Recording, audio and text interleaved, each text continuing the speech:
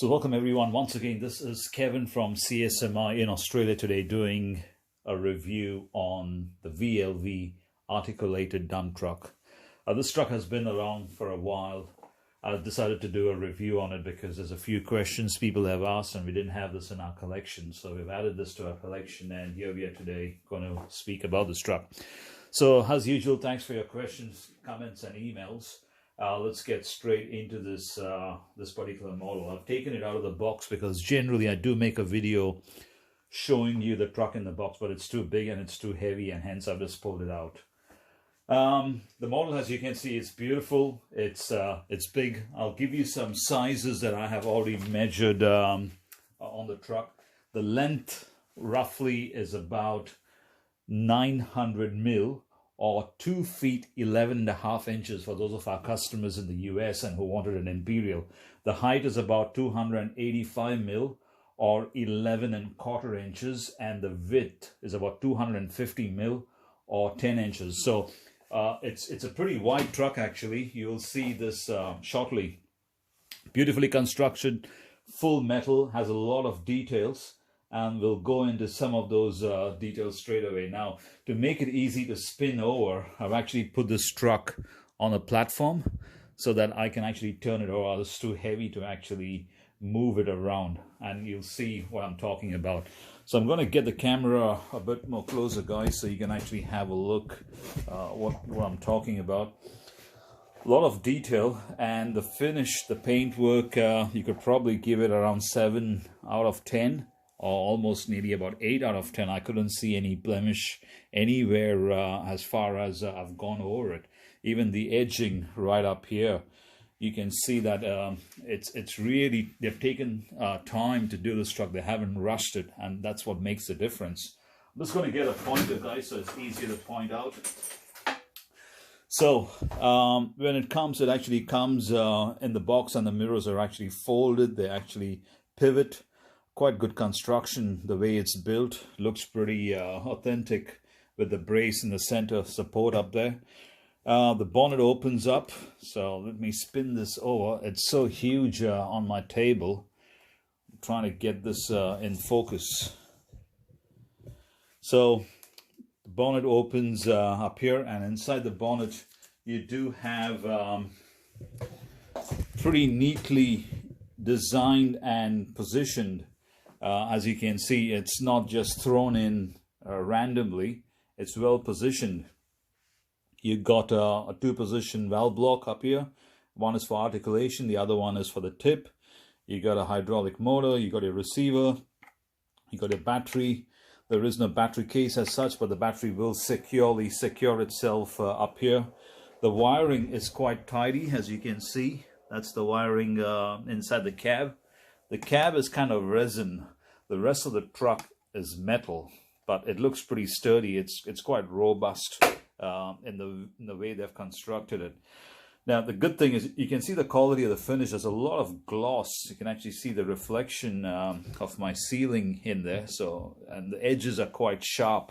When I say edges, I mean the differentiation between the black and the yellow is quite sharp. It's not jagged, or it's not rough or abrupt. Does have a driver inside, as you can see, pretty straightforward. Let me fold this mirror. Has a nice protection on the edge, which is not a part of the cab, so there's a protection that goes right around it. The top part is metal. Looks like it's metal when I tap it. I'm not quite sure, or could be resin once again. The good thing about the truck is it actually comes with sound and lights and a radio built in, everything straight from the factory in the box, so you don't have to do anything. You just pull it out and off you go. Has a beacon. That is the oil tank up there. So we'll go through all that stuff in the next video. This is pretty much just a quick video to show you the overall things about the truck. Pretty long cylinder, as you can see. Once again, good finish on the paint. That's what I like about, that's my charger beeping in the background, that the battery is charged. The rims and the tires, pretty chunky. No blemishes on the tire itself. Pretty good finish on the tires. You know, you couldn't see any rough edges from the dye or the mold. Even the finish on the rims, it's pretty good. Going up here, you can see the articulation hub. You can see there's a fair bit of articulation on this truck. I'm just trying to see. Oh, you can almost, let me show you. You can almost spin this thing 90 degrees or probably even 180. I think there's nothing stopping the articulation itself. I'm going to go back so you can see what I mean. And you can see the trolley that I put it on just to make it easy to maneuver this animal. Looks like there is a gearbox. I haven't gone into it, and maybe this is a plug for draining the oil. I'm not sure. I need to have a look into all that stuff. I've just literally taken this truck out of the box to have a look. So I'm going to put the cab back again. So that's a lot of articulation. As you can see, it spins almost 180 degrees. The only limiting factor would probably be the hose up here.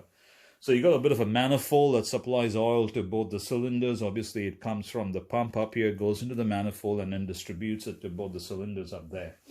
Now, inside the box, you get a standard radio, which I'm going to show you. And this is a common standard radio now. You get it with pretty much all the RC models out of China.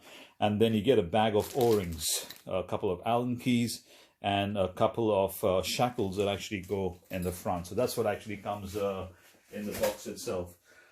There's no oil in the box or batteries. I think personally for the price, it's a very good truck.